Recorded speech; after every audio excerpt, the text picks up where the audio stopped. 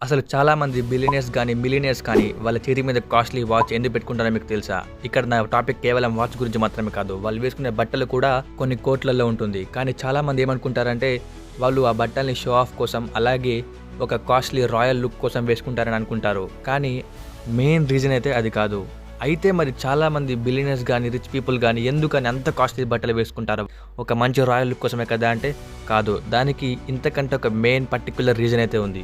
అదే government tax నుంచి తప్పించుకోవడం. అయితే మీరు అనుకోవచ్చు కేవలం కాస్ట్‌లీ వాచెస్ ఇంకా కాస్ట్‌లీ బట్టల ద్వారా వాళ్ళు ఎలా గవర్నమెంట్ ట్యాక్స్ నుంచి తప్పించుకుంటారని. సో దీనికైతే ఒక సింపుల్ రీజన్ అయితే ఉంది గైస్.